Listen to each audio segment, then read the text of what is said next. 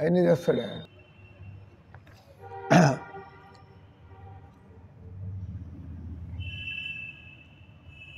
గ్రంథరాజ్ శ్రీమద్ భాగవతం 11వ స్కందం 12వ అధ్యాయం 9వ శ్లోకం.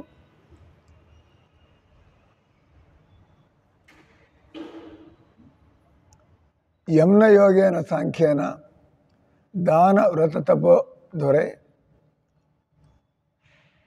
వ్యాఖ్య స్వాధ్యాయ సన్యాసే ప్రాప్ను యాద్యత్న వానపి. ఎంతసేపు ఉంటారు? ఎక్కడ? తంజావూరు. తెలుసు. ఇక్కడికి ఎట్లా వచ్చారు? సెంటిమెంటల్ భక్తి కాకుండా కేకర్రా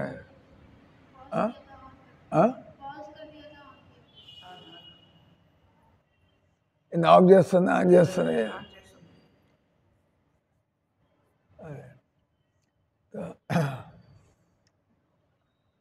అంటే భక్తి అంటే సోర్స్ సంబంధం, భగవంతుడు సోర్స్ అన్నిటికీ. కాబట్టి బుద్ధిమంతులైనటువంటి వాళ్ళు రోజు కూడా మేము బిల్డింగ్లు కట్టాము, ఎన్నో పనులు చేస్తున్నాం, దీనికి డబ్బులు ఎవరు ఇస్తున్నారు, పనులు ఎలా అవుతున్నాయి, అవకాశాలు దేవుడిదే ఏదో ఉంటుంది. మేము ఇస్కాన్కి అది చేయాలి, ఇది చేయాలని చెప్పి భగవంతుడు మా భక్తికి ఆయన సాటిస్ఫై అయితే సులభంగా ఎవడొచ్చి మేము 10 లక్షలు ఇస్తాం సార్, మేము చేయండి సార్, అట్లా జరుగుతూ ఉంటాయి కదా. అట్లా జీవితంలో మీరు పూర్వజంలో ఏం చేసుకున్నారో మీకు తెలీదు. మాంసాహారం తింటారా? వదిలిపెట్టలేరా? ఇది అవసరం లే. దేవుడిని నమ్ముకున్న వాళ్ళు జంతువులు కూడా వాటికి బతికే అధికారం ఉంది. మీకు ఎలా బతికే అధికారం ఉందో, మీరు తినడం కోసం కోళ్ళు మేకలు దేవుడు చేశాడంటారు ఆయన. మీరు తినడం కోసం భగవంతుడు కోళ్ళని మేకలు సృష్టించాడు ఆయన. వచ్చే జన్మ మీరు కూడా మేక జన్మెత్తచ్చు. ఇంకోళ్ళు తినడానిక మీ కర్మలతో మేక జన్మెత్తారు, మీరు మేకలాగా కూడా బతకాలి కదా. వచ్చే జన్మ మీరు ఏ కోతి జన్మ మేక జన్మ ఎత్తారనుకోండి, ఇంకోళ్ళు మిమ్మల్ని చంపడానికి అజన్మించాడా? మీ కర్మల వల్ల కోతి జన్మ ఎత్తారు, కోతిగా ఒక జన్మ బతకాల, లేదా మేకగా ఒక జన్మ బతకాల. ఆ తర్వాత మళ్ళీ నెక్స్ట్ మళ్ళీ మనిషిగా వస్తారు. మనిషిగా వచ్చినప్పుడు దేవుడితో సంబంధం కలిగితే మీరు నిజమైన ఆనందాన్ని భక్తిలో పొందుతారు. 24 గంటలు ఆత్మానందం అంటారు. బయట తాగుడు ఆనందం, క్రికెట్ ఆనందం, వాటెవర్ రకరకాలుగా జనాలు ఆయన కూడా వికటిస్తాయి. ఒకటి.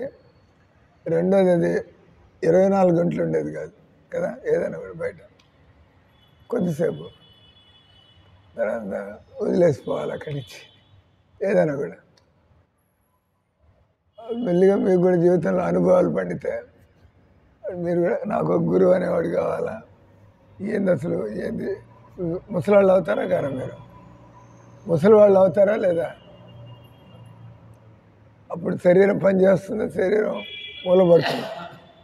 శరీరం పనిచేస్తుందా, మూలపడుతుందా? ముసలితనం వస్తే మూలపడుతుంది అంతేదా. కీళ్ళు పనిచేయవు, కనిపించదు, ఏది పడితే తినలేరు, అరగదు. తర్వాత బాత్రూమ్ కూడా పోలేరు. ఎప్పుడు హాస్పిటల్కి పోతే ఏని కూడా చూడొచ్చు. మీరు ఇంట్లో ఉన్నారా ముసలాళ్ళు ఎవరన్నా?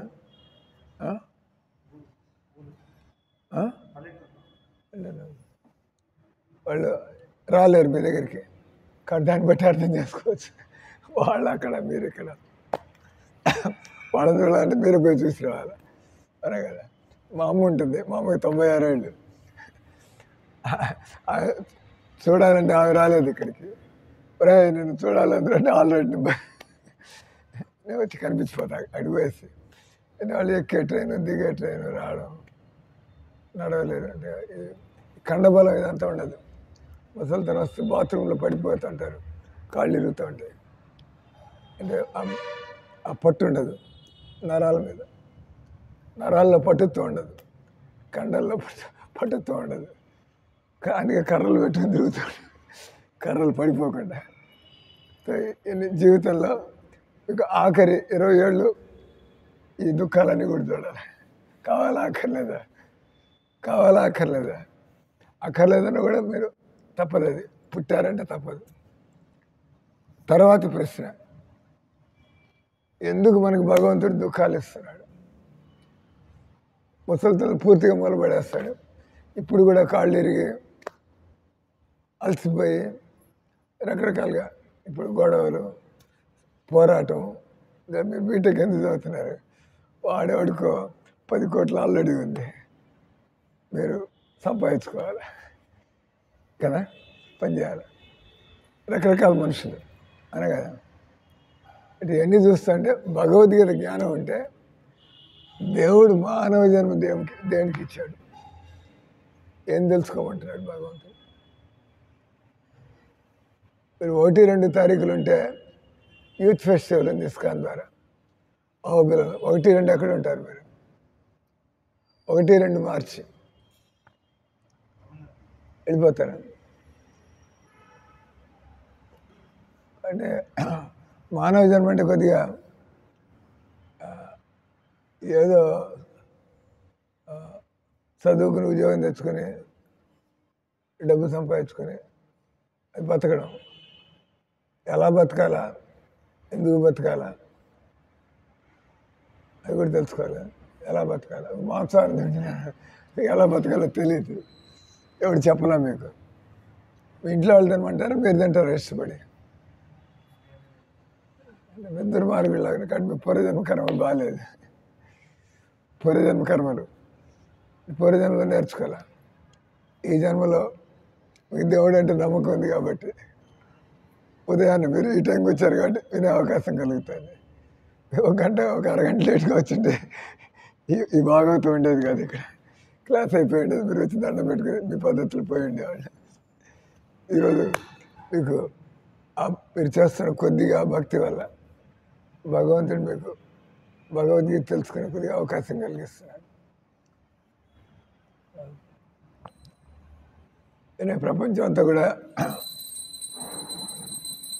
యువత వెళ్ళిగా అంటే ఎవరు ఇప్పుడు ఈ ప్రశ్నలు అడుగుతుంటే మీరు ఇంట్రెస్టింగ్గానే ఉందన్నారు. ఎందుకంటే ఇటువంటి ప్రశ్నలు జవాబులు ఎప్పుడు వెళ్ళా కదా. ఇప్పుడు ఎట్లా నిజమైన ఈ విషయాల గురించి తెలుసుకోవాలా, ఎలా 24 గంటల ఆనందం, ఎందుకు మాంసం తినకూడదు, వచ్చే జన్మ నేను కూడా గొర్రె జన్మ ఎత్తాల్సి వస్తే ఏమవుతుంది, కాబట్టి వచ్చే జన్మకి నేను ఇప్పుడే ఏం చేయాల్సి ఉంటుంది. మీరు పూర్వజన్మలో చేసిన దాన్ని బట్టి ఇప్పుడు వచ్చారు. ఈ జన్మలో మీరు ఇష్టం వచ్చినట్టు చేస్తా అంటే మీకే తెలియదు మళ్ళీ ఏం జన్మ వస్తుంది. కానీ భగవద్గీత తెలుసుంటే మాకు తెలిసి ఏం కావాలో. ఇప్పుడు మీరు బీటెక్ చదవాలంటే ఎంసెట్ ఎంట్రన్స్కి పోతారు, ఎన్ఐటీలో తెచ్చుకోవాలని ఐఐటీలో తెచ్చుకోవాలి. ముందు ఒక లక్ష్యం ఉంటే ఆ రంగా జీవితంలో ఏం చేయాలో తెలుసుకుంటే మెల్లిగా మూవ్ అవుతారు ఆ దిశలో. కాబట్టి భారతదేశంలో పుట్టిన వాళ్ళు భగవద్గీత స్పిరిచువల్ నాలెడ్జ్. భగవద్గీత హిందువులు ముస్లింలు అట్లే మాట్లాడుతారు. భగవద్గీత శరీరం ఆత్మ బస్. అంటే అమెరికా వాడు కావచ్చు, వాడిది ఒక శరీరం, దాని లోపల ఆత్మ దేవుడి యొక్క అంశ. వాడు క్రిస్టియన్, వాడు పుట్టింది ఆ కులంలో పుట్టాడు, కానీ శరీరం అందరిలాగా అది కూడా నాశనం అవుతుంది. దానిలో ఆత్మ, దానికి చావు లేదు. అంటే ఈ గొడవలని ఏమంటాయి, కులం పిచ్చి, మతం పిచ్చి, తర్వాత సంసారం పిచ్చి, చస్తామని తెలిసినా కూడా ఇక్కడే ప్లాన్లు వేస్తుంటే మీరు ట్రైన్ ఎక్కితే దిగిపోవాలా లేదా, బస్సు ఎక్కితే దిగిపోవాలా, ట్రైన్ ఎక్కితే దిగిపోవాలా. ఈ సంవత్సరానికి వచ్చారంటే పోవాలి కూడా. ఎవరైనా ఉంటున్నారా ఇక్కడ వచ్చిన వాళ్ళు పోకుండా ఉంటున్నారా ఎక్కడైనా? ప్రపంచంలో ఎక్కడైనా వచ్చినవాడు పోకుండా ఉండిపోతున్నాడు ఎవరైనా? కాబట్టి మీరు ఈ శరీరంలోకి వచ్చారు, మళ్ళీ ఈ శరీరం ఇక్కడే వదిలిపెట్టేయాలి, వెళ్ళిపోవాలి ఇక్కడి నుంచి. కాబట్టి మీరు ఎక్కడికి పోవాలి తెచ్చుకుంటే వెళ్ళిపోవచ్చు. తెలియకపోతే ఈ శరీరం వదిలే ఇంకో శరీరం. ఎందుకంటే అజ్ఞానంలోనే బతికారు. ఎట్లా బయటపడాలో నేర్చుకోవాలి, తెలుసుకోవాలి అసలు. Very important. ఇప్పుడు నేను బీటెక్, నేను MS doctor, MA. What is your education? MBA. But you are not our devotee. మీరు కృష్ణ భక్తురాలా? మీరు కూడా కృష్ణ భక్తురాలా?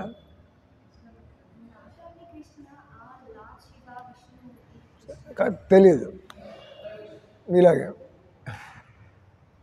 గుంపులో ఏది పడితే అది. అంటే మామూలుగా ఒక టీచరు టెక్స్ట్ బుక్ భగవద్గీత నేర్చుకోవడం, దాన్ని అప్లై చేయడం, అప్పుడు మీరు గర్వంగా తెలిసి సరిగ్గా చేస్తూ ఉంటారు. అప్పుడు మీరు చెప్పచ్చు, స్వయం భగవద్గీత నేను నేర్చుకున్నాను, what is Shiva, what is Krishna, ఇవన్నీ నాకు తెలుసు, గీతలో ఉన్నాయి. చదవరు కాబట్టి ఇష్టం వచ్చినట్టు చేస్తూ ఉంటాను. అదే ఈయన టైం అయిపోయింది, ఒక 10 నిమిషాలు. ఈయనకి ఆత్మసాక్షాత్. You prefer Telugu or English? English. What language you prefer? What language you prefer to read? Out of them, which? Out of Telugu and English, which language you prefer more? Telugu. English. English lo Telugu. Card, pamphlet. అలాగే ఒక 10 నిమిషాలు, not much time, I will read that. And ఇది భాగవతం నుంచి 2 పుస్తకాలు ఉన్నాయి. Bhagavad Gita under graduation లాగా, Bhagavatam post graduation spiritual సైన్స్లో. ఈరోజు 11వ అధ్యాయం, 11వ స్కందం, 12వ అధ్యాయం, 9వ శ్లోకం. యమ్న యోగేన సాంఖ్యేన దాన వ్రత తపోద్వరే వ్యాఖ్యా స్వాధ్యాయ సన్యాసే ప్రాప్ను యాదత్న వానసి.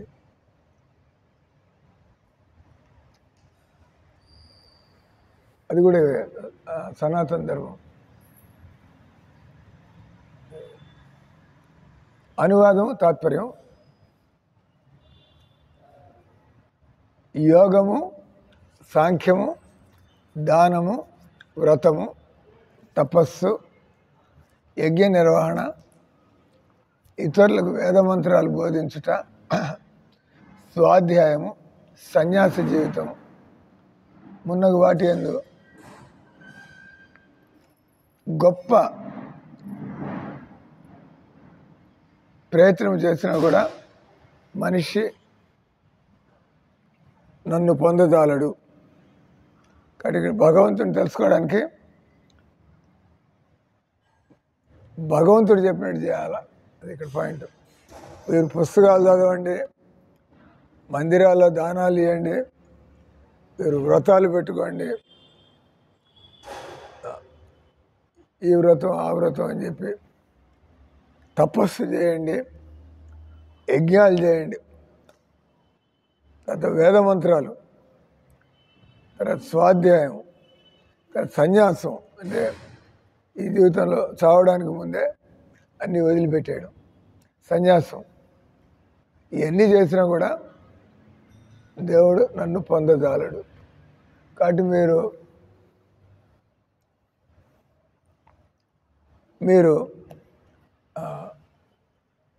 ఈరోజు డైరెక్ట్గా భగవంతుడు ఎన్ని చెప్పాడు, ఎన్ని చేసినా కూడా మనిషి నన్ను పొందజాలడు.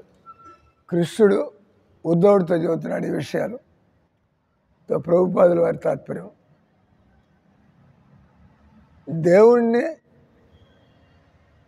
చేరుటకు గంభీరముగా, తీవ్రముగా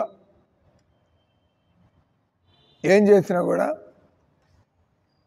తనను పొందుట కఠినమని కృష్ణ భగవానుడు వివరించున్నాడు. గోపికలు, గోవులు అవి బృందావనంలో ఎప్పుడూ కృష్ణుడితో కలిసి జీవించి ఉండిరి. ఆ విధంగా వారి సాంగత్యం సత్సంగమని పిలువబడును. దేవదేవునితో అనుకూలంగా ఉన్నవాడు అతను కూడా ఆత్మ సాక్షాత్కారాన్ని పొందగలడు. అంటే ముందు దేవుడు ఎవరో తెలుసుకుని ఏది చేసినా కూడా ఆయన చెప్పినట్టు లేదా ఆయన్ని సంతోషపెట్టడానికి. అటువంటి వ్యక్తి యొక్క సాంగత్యం ఇతరులను కూడా అంతేనా, మన దగ్గర డబ్బులు ఉంటే మనం ఇతరులకి ఇవ్వగలుగుతాం, మీ దగ్గర డబ్బులు లేకపోతే మీరేమి ఇవ్వగలరు. అట్లా నాకు దేవుడు తెలిసి నాకు ఆయన అంటే ప్రేమ ఉంటే తప్పకుండా నేను మీతో మాట్లాడి, ఎందుకంటే నాకు ప్రేమ ఉంది, నేను ఎలా పొందానో నాకు తెలుసు, మీతో మాట్లాడి కృష్ణుడు ఎందుకు దేవుడో నాకు తెలుసు, కృష్ణ ప్రేమలో ఉండే సుఖం ఏదో నాకు తెలిసింది, నేను మాట్లాడి మిమ్మల్ని కన్విన్స్ చేయగలను. ఇది నా దగ్గర ఉంది కాబట్టి అది కటిక చెబుతున్నాను. కాబట్టి దేవుడిని తెలుసుకోవాలంటే మనంతటి మనం ఏం చేసినా కూడా లాభం లేదు. కృష్ణ భక్తుల దగ్గరికి వెళ్ళి మనం వింటున్నట్లయితే మన సందేహాలు పోతాయి. కృష్ణ భక్తుల దగ్గరికి వెళ్ళి వాళ్ళు చేస్తున్నట్టుగా మనం కూడా అదే పద్ధతిలో మనం కూడా చేస్తూ ఉంటే మనకు కూడా మనసు కృష్ణుడి వైపుకి మరలుతుంది. నేను ట్రైన్లో చెన్నై నుంచి వస్తా, ఇట్లాగే అందరు కూర్చున్నారు ట్రైన్లో, చెప్పే అందరు తీసుకున్నారు పుస్తకాలు. నేను ఒక మాట అనేప్పటికీ వాళ్ళు ఆలోచనలో పడ్డారు. ఈ సంసారంలో మనం సామాన్య వ్యక్తుల మీదే మనకి ప్రేమ ఉంటుంది కదా. మీకు మీ అమ్మ అంటే ప్రేమ ఉంది, మీ అక్క మీ తమ్ముడు ప్రేమ ఉంటుంది, తోబుట్టువులు తోడబుట్టినవాడు, కాబట్టి ప్రేమ ఉంటుంది. తెలుసు ఎదుగొచ్చినప్పుడు ఎవరు బతుకు వాళ్ళు వెళ్ళిపోతారని. ఇది కూడా తెలుసు, జీవితంలో మనం కొద్ది కాలం ఉంటాం, తర్వాత చనిపోతాను. సో మామూలు వ్యక్తులు, తర్వాత కొద్ది కాలం ఉండేవాళ్ళు, మనం వాళ్ళతోనే మనకి ప్రేమ కలుగుతుంది. దేవుడు అనేవాడు మనకు అర్థమైతే ఆయన్ని ఎవరినో వదిలిపెట్టగలరా? వీలు కాదు. దేవుడు మీకు ఎప్పుడు మీతో ఉండేవాడు, దేవుడు మీకు పరమానందాన్ని ఇచ్చేటువంటి వాడు.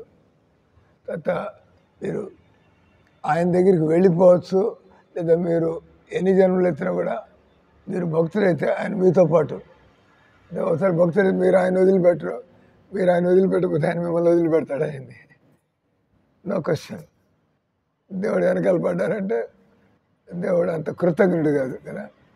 రోజు భక్తి చేస్తుంటే మిమ్మల్ని పట్టించుకోకుండా ఆయన మామూలుగా నేను రోజు వచ్చి మీ థ్యాంక్స్, నన్ను ఫ్రెండ్గా భావించడం అన్నీ చేస్తాడు. అంటే నేను రోజు మీతో సంబంధం కోసం వస్తుంటే వి బికమ్ ఫ్రెండ్స్.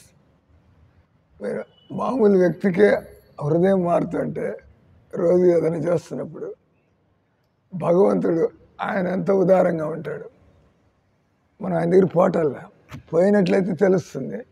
బట్ ఇక్కడ అది కానీ అడిగా మనకి సొంత కొద్ది కాలం ఉండేటువంటి వాళ్ళు మనకి వాళ్ళకి ఏమీ తెలియదు, మనకేం చేయలేరు, అయినా కూడా ప్రేమ అనేది ఉంటుంది. మరి భగవంతుడు సర్వసమర్థుడు, తర్వాత ఆయన నిత్యుడు, శాశ్వతంగా ఉంటాడు.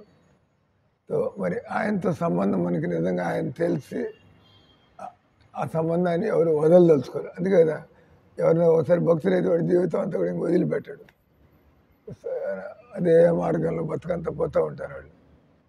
మనం ఆలోచించాలి, వీడు ఎట్లా బతకగలుగుతున్నాడు, ఎప్పుడు దైవభక్తులనే ఉంటాం, ఆ చేసేవాడికి తెలుస్తుంది.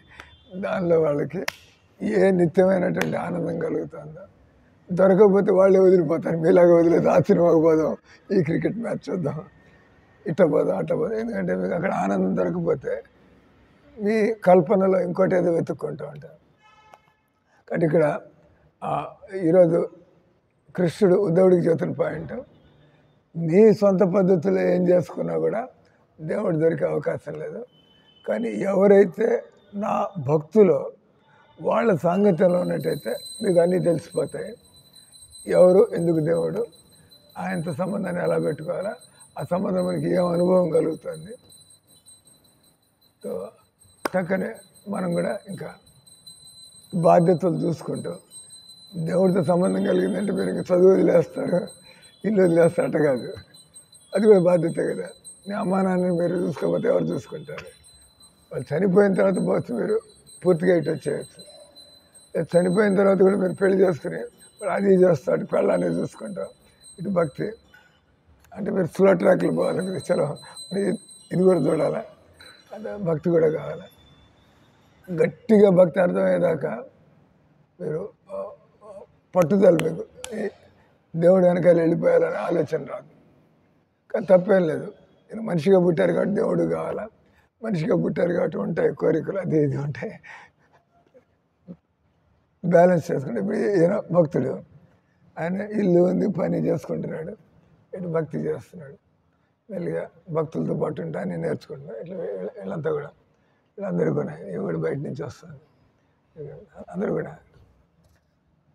ఇక్కడ ఉండేది మీ ఇద్దరే మందిరంలో ఉండేది, వీళ్ళంతా బయట వాళ్ళే, ఇద్దరే ఫుల్ టైం ఉంటుంది ఇక్కడ. అలాగే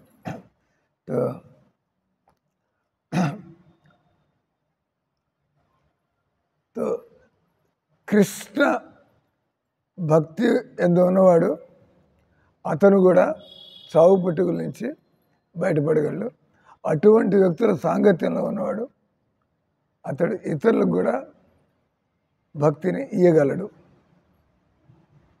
చాంద్రాయణం అనే తపస్సు ఒకటి ఉంది. ఆ వ్రతంలో